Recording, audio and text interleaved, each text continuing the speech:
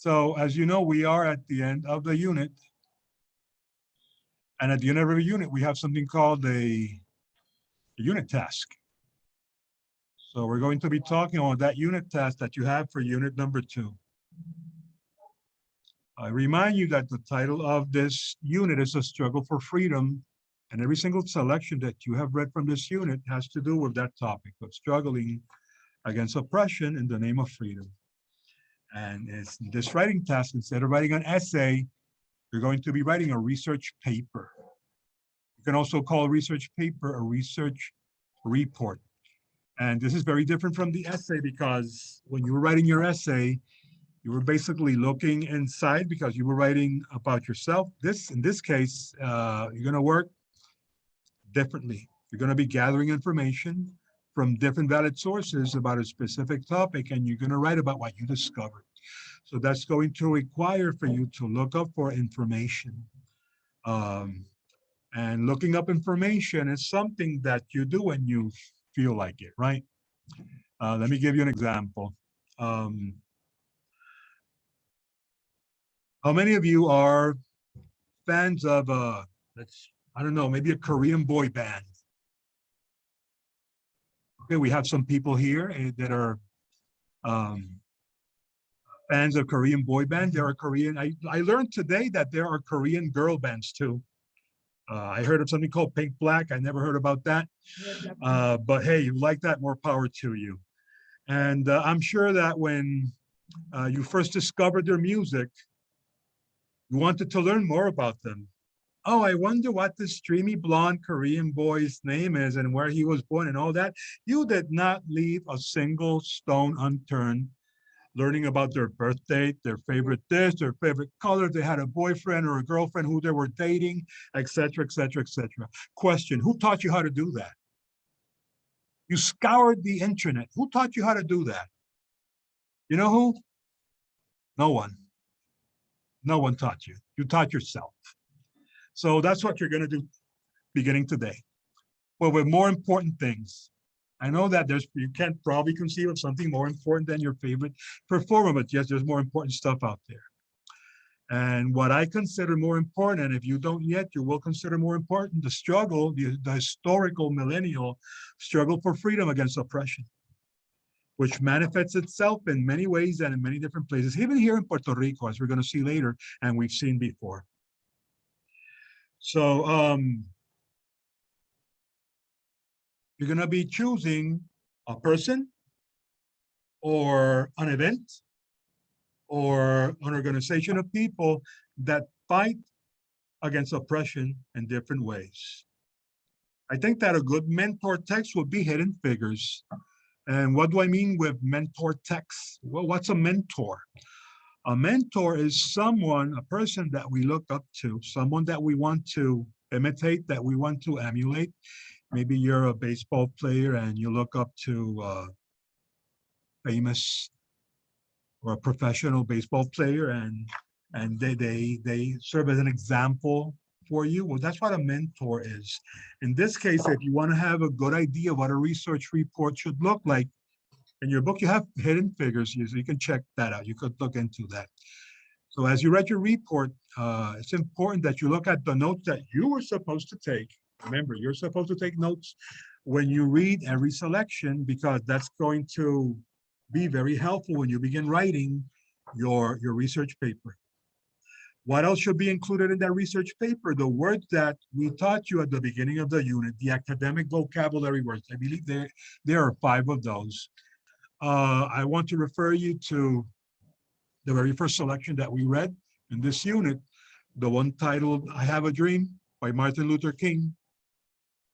And in that very presentation, and I believe it's in the 3rd slide, you have something titled Academic Vocabulary Words.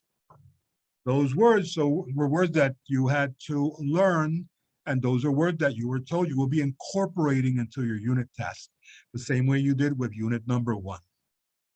Okay, so guys, about the lagging, there's nothing I can do about that. I'm in the best possible spot in school for an internet signal, and I'm doing the best I can. Okay, so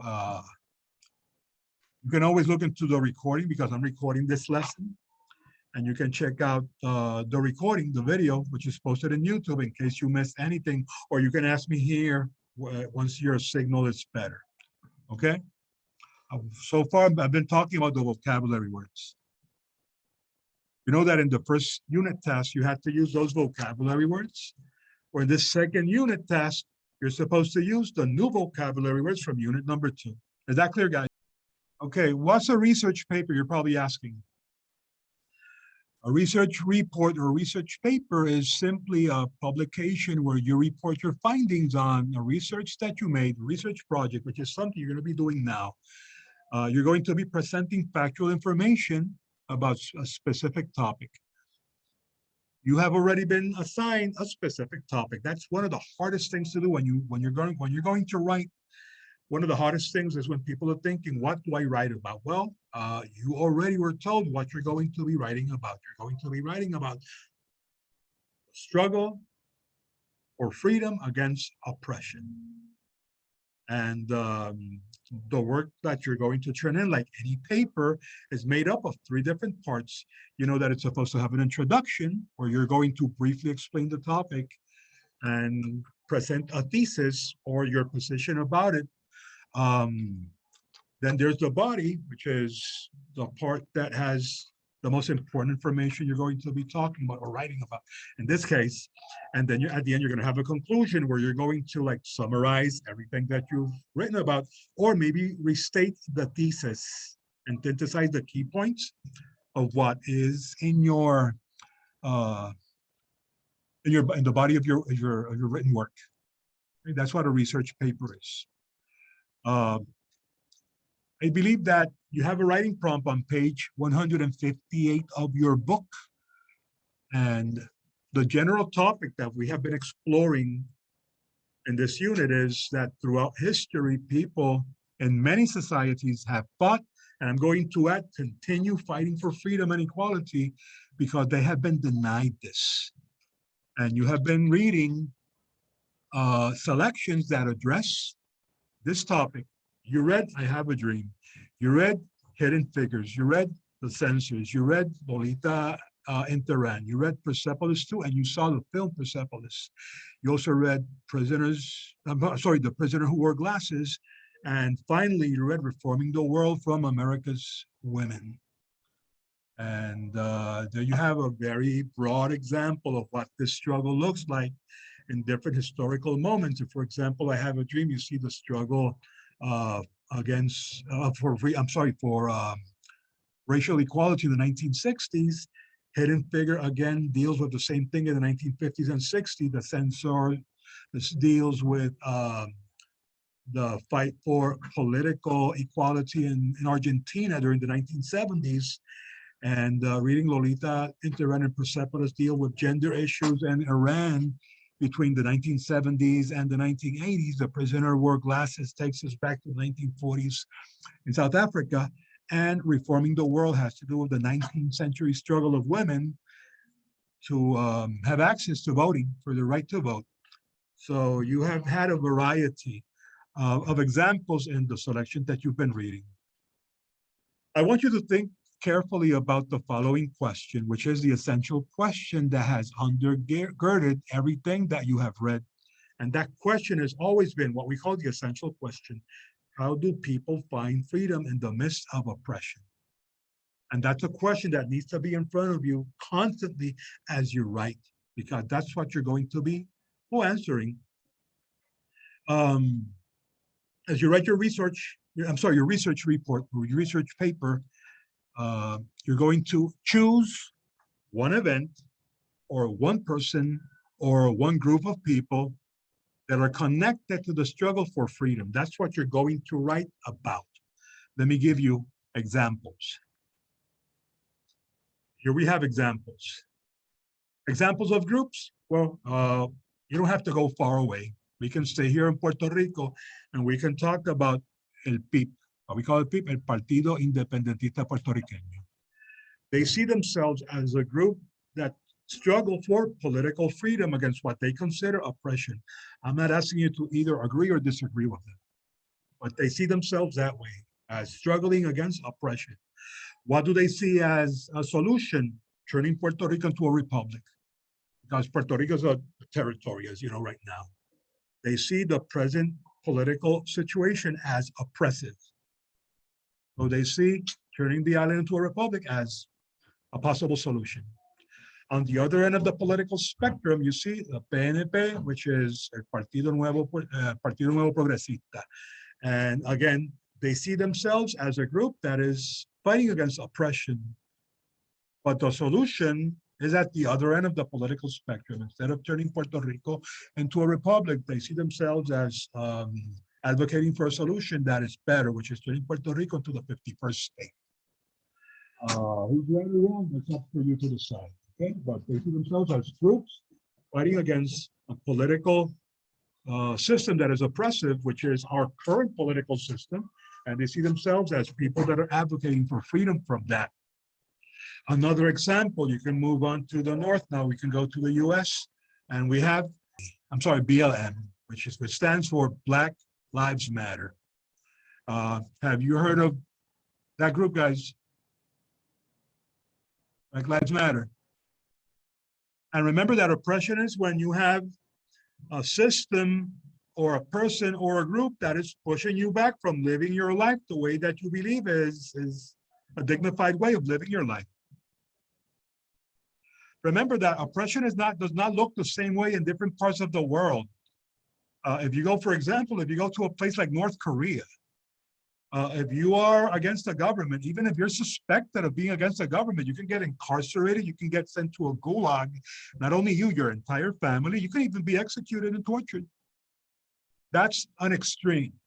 You have less overt forms of oppression. Like, for example, let's say that you have been working for a company for 20 years and you've been doing your work well, and just because your skin is of a particular color, you didn't get a promotion.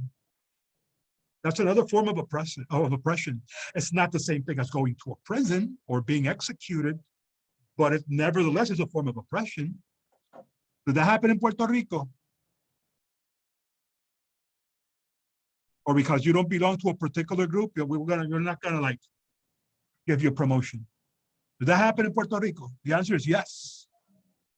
It happens all the time. So there are different forms of oppression in different parts of the world. That's been the history of humanity for millennia. And maybe that will never end, who knows, right? But the circle continues. And what I was saying was that here in Puerto Rico, we have groups that see themselves as fighting against political oppression. I mentioned El Partido Independentista Puertorriqueño. They want a republic, and because they see the current political system as oppressive. And I also mentioned the PNP, Partido Nuevo Progresista, that again, they see this system as oppressive, but they believe that the solution is not an independence or turning the island into a republic, but actually digging in more into a closer relationship with the US and turning Puerto Rico into a state. But what is behind is the same motivation, escaping oppression. Is that clear, madam? Does that make sense to you? Yes. Okay, now the example I was going to give was the one of Black Lives Matter. And this group is not a group that is fighting against political oppression, but they're fighting against oppression of a different form. Guys, have you ever heard of Black Lives Matter? Yeah. Okay, and what is their struggle against? The struggle is against our policing system. Police brutality. If you look at statistics of police brutality, of people getting shot by cops, of people being incarcerated, you will notice that overwhelmingly people who suffer this kind of abuse are white or black.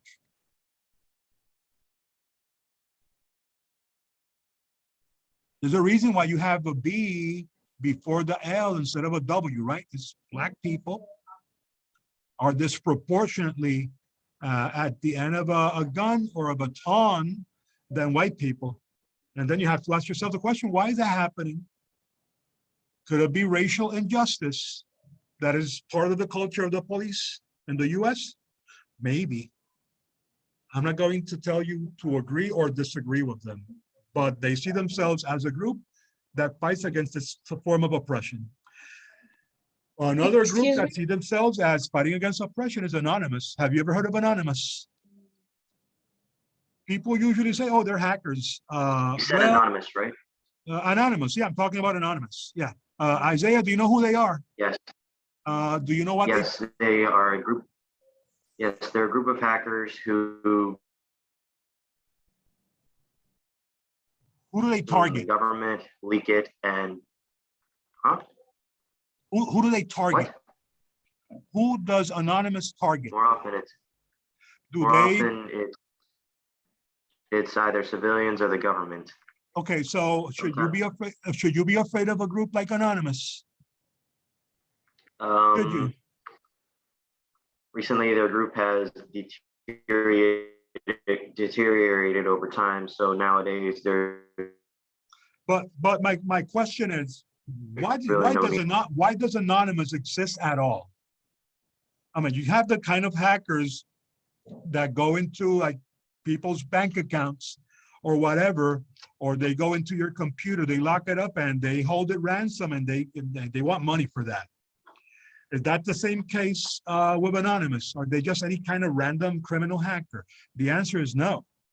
They are a collective and they see themselves as freedom fighters against what? The oppression of corporations that are greedy. They see themselves as people that are fighting for you, for people like you and me. They fight against corrupt politicians, what they consider to be corrupt political government agencies. I'm not asking you to agree with them or not, but the fact remains that they see themselves as a collective of people that are fighting against oppression. That's what we're talking. So you could also write about them if you want to. In addition to groups of people, who else could you write about? You can write about people. For example, Greta Thunberg. Have you heard of Greta? How dare you? You've seen her, right? She's a meme. But you know what? I love it when she's saying, I hate you. Like, I mean, she lays it real thick against what she considers politicians and people that are to blame for global warming. Have you seen her? She's a 12-year-old girl from Scandinavia. I don't remember if she's Norwegian or Swedish or something like that, but she sees herself, and many people see her as a freedom fighter, as a person who is fighting against an oppressive system that is enabling global warming.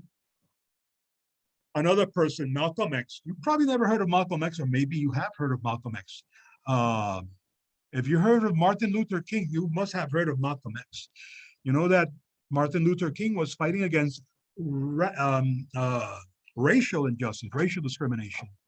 But his philosophy was peaceful revolution, right? Nonviolence. Malcolm X was at the other side of the spectrum. So we also have, we were talking about Malcolm X, and Malcolm X was an advocate for, again, racial equality, but he was not against terrorism. He would not, Martin Luther King, you had to be peaceful. He said, we have to kill cops to get freedom. If we have to put bombs, so be it. The ends justify the means, right? So he was like the opposite of the rival of Martin Luther King. But there's no denying that he saw himself as an advocate of freedom against oppression. What about events? Can you write about events? Yes, you can write about events. Again, we don't have to go far away. Have you ever heard about La Masacre de Ponce? No. If you consider yourself Puerto Rican, then you should, do that, right? Inform yourself and educate yourself about La Masacre de Ponce, because you need to know about La Masacre de Ponce. In this case, that's the worst massacre in Puerto Rican history. Who was responsible for that massacre? Make a wild guess. Cops. What other event could you possibly write about? These are the only examples, guys. I'm not saying you have to write about this. If you want to, more power to you, but think out of the box and choose different things you can write about. You can write about the Maccabee Revolt, for example. We can go back like to the 4th century or 3rd century before Christ in Jerusalem, when the Greeks were invading Jerusalem, and there was this general called Antiochus Epiphanes. He went to the Jewish temple. He desecrated it by sacrificing a pig in the altar, and that ticked off everyone. And there was this revolt by a group of brothers that were nicknamed the Maccabees, which means the hammerers. And that's a very interesting event in the history of the Jewish people. You can write about that if you want to. What about the American Revolution? That is, again, it's something else you can write about that. The American Revolution began why? What was the form of oppression that made the American colonists revolt? Taxes? Boston Tea Party, anyone? Excessive taxing against American colonists, but not against British citizens, right? So you can write about any of those things, okay? Question, guys, questions. Remember, you can write about any of those things because all of those things have to do with what? Again, think in the essential question. Why do people, how do people struggle for freedom against oppression? That should be the question that should always be in front of you. So no questions, I move on.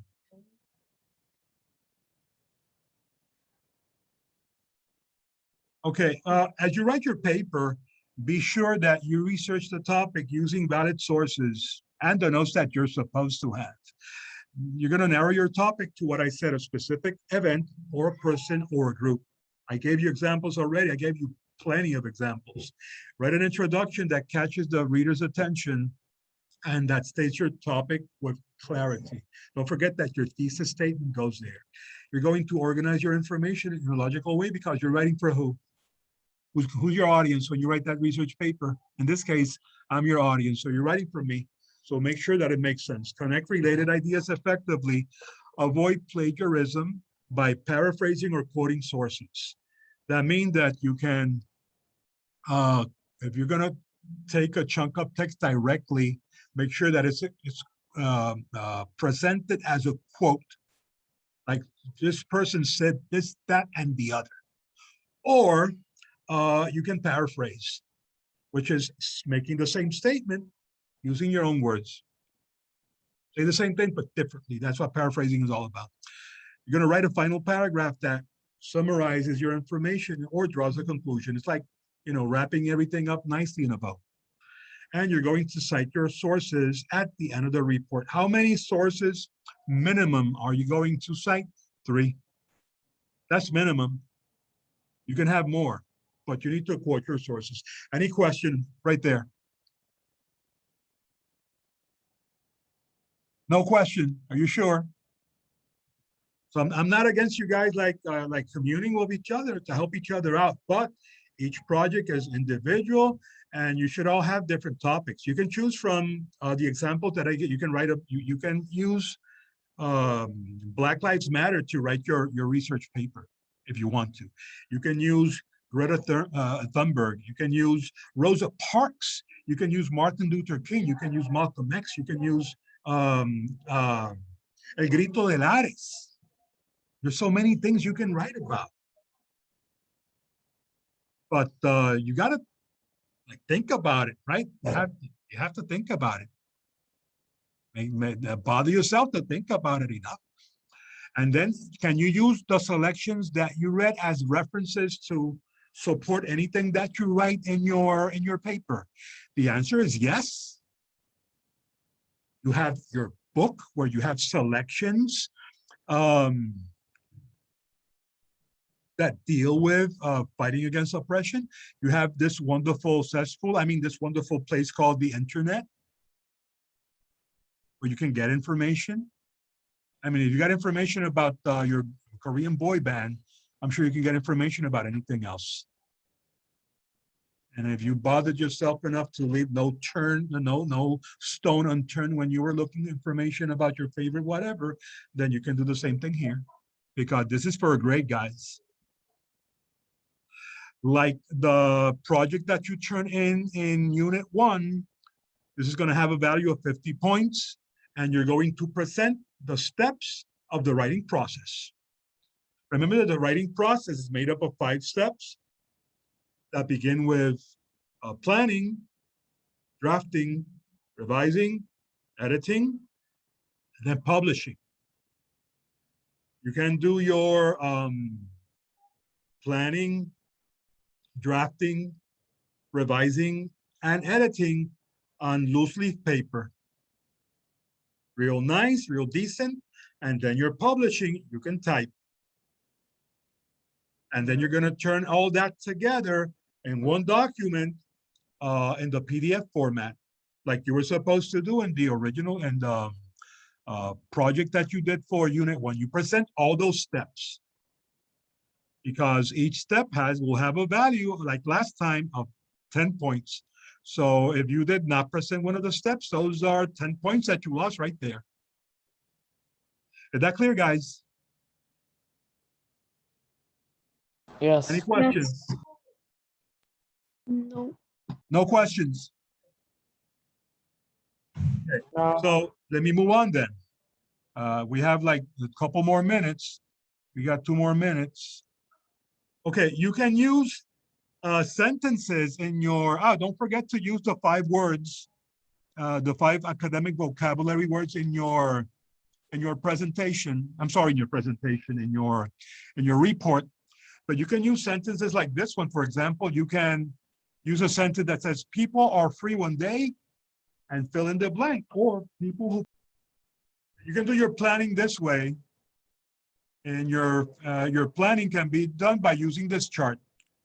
This chart would be fantastic for you to organize your research. So you can use this, okay? And organize your ideas. You can use these.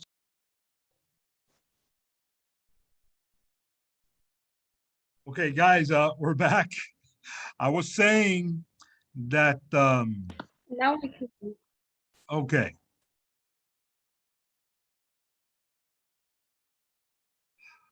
I was saying that you can use these, you must use these 2 charts in your planning. Okay, just use these charts, complete them, and that should be your planning. That's what I expect you guys to be working on. Then once you have your planning, you're going to use those notes to begin your drafting.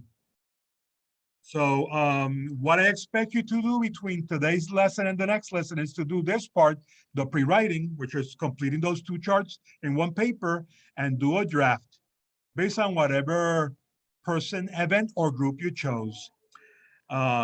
Don't do anything else, because in our next lesson, which is Monday, we're going to be working with revision, then editing and publication, finally for Friday, okay? We have a deadline, which is November 5th, which is Friday of next week. That's when your work should be sent to my inbox, okay? That will be that.